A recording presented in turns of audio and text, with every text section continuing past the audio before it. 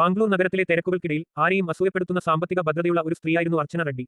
അച്ഛൻ പടുത്തുയർത്തിയ real estate സാമ്രാജ്യം, കോടികൾ വിലമതിക്കുന്ന സ്വത്തുക്കൾ, അധികാരം. പുറമേ നിന്നൊരാൾ നോക്കുമ്പോൾ അർച്ചനക്ക് എല്ലാം ഉണ്ടായിരുന്നു. എന്നാൽ ആ സമ്പന്നതക്കുള്ളിൽ ഏകാന്തത അനുഭവിക്കുന്ന ഒരു മനസ്സ് അവൾക്കുണ്ടായിരുന്നു. ആദ്യ വിവാഹബന്ധം പരാജയപ്പെട്ട് 2 മക്കളുമായി യുവികയും ഒരു മകനും തനിച്ച് ജീവിക്കേണ്ടി വന്നപ്പോൾ മക്കളെയും ബിസിനസിനെയും ഒരേപോലെ സംരക്ഷിക്കാൻ അവൾ പാടുപെട്ടു.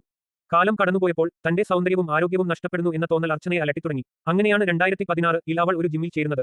അവിടെ വെച്ചാണ് വിധിയുടെ രൂപത്തിൽ നവീൻ കുമാർ എന്ന ജിം ട്രെയിനർ അവളുടെ ജീവിതത്തിലേക്ക് കടന്നുവരുന്നത്. അർച്ചനയേക്കാൾ 10 വയസ്സിന് ഇളയവൻ, സാധാരണക്കാരൻ. പക്ഷേ നവീന്റെ പെരുമാറ്റത്തിലും കരുതലിലും അർച്ചന വീണുപോയി. തന്റെ ഏകാന്തതയ്ക്ക് ഒരു കൂട്ടുണ്ടാവുമെന്ന് കരുതി മക്കളുടെ ഭാവിയെപ്പറ്റി മാത്രം ചിന്തിച്ചിരുന്ന അർച്ചന ഒടുവിൽ നവീനെ വിവാഹം കഴിക്കാൻ തീരുമാനിച്ചു. 2016 അവസാനത്തോടെ അവർ വിവാഹിതരായി. ആദ്യത്തെ കുറച്ചു നാളുകൾ സന്തോഷകരമായിരുന്നു. നവീനെ അർച്ചന ഒരു രാജകുമാരനെപ്പോലെയാണ് നോക്കിയത്. എന്നാൽ വൈകാതെ തന്നെ പണത്തോടുള്ള നവീന്റെ ആർത്തിയും അർച്ചനയുടെ സാമ്പത്തിക നിലയിലുള്ള അപകർഷതാബോധവും അവർക്കിടയിൽ വിള്ളലുകൾ വീഴ്ത്തി. എന്നിരുന്നാലും മക്കളെ ഓർത്ത് അർച്ചന എല്ലാം സഹിച്ചു. പക്ഷേ കഥയുടെ ഗതി മാറുന്നത് കോവിഡ് കാലത്താണ്. ലോക്ക്ഡൌൺ സമയത്ത് എല്ലാവരും വീടിനുള്ളിൽ ഒതുങ്ങിയപ്പോൾ ആ ബന്ധങ്ങളിൽ അവിശ്വസനീയമായ ചില മാറ്റങ്ങൾ സംഭവിച്ചു. അർച്ചനയുടെ മകൾ യുവിതയ്ക്ക് അപ്പോൾ 21 വയസ്സായിരുന്നു. രണ്ടാനച്ഛനായ നവീന് 34 വയസ്സും.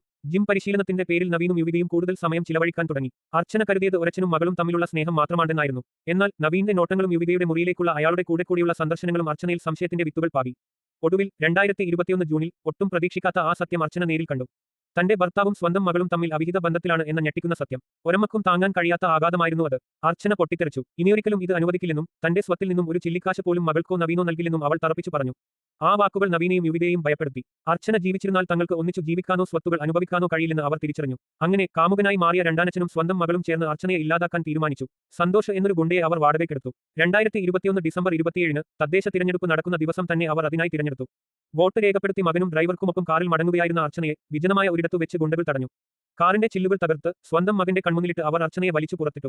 മകന്റെ നിലവിളികൾക്ക് ചെവികൊടുക്കാതെ നവീനും മകളും ഏർപ്പാടാക്കിയ കൊലയാളികൾ അർച്ചനയെ വെട്ടിക്കൊലപ്പെടുത്തി. അന്വേഷണത്തിനൊടുവിൽ പോലീസ് ചുരുളഴിച്ചത് ക്രൂരമായൊരു ചതിയുടെ കഥയായിരുന്നു. സ്വന്തം ചോരയും താൻ ജീവന് തുല്യം സ്നേഹിച്ച ഭർത്താവും ചേർന്നാണ് തന്റെ മരണം വിധിച്ചതെന്ന് അറിയാതെയായിരുന്നു അർച്ചന യാത്രയായത്.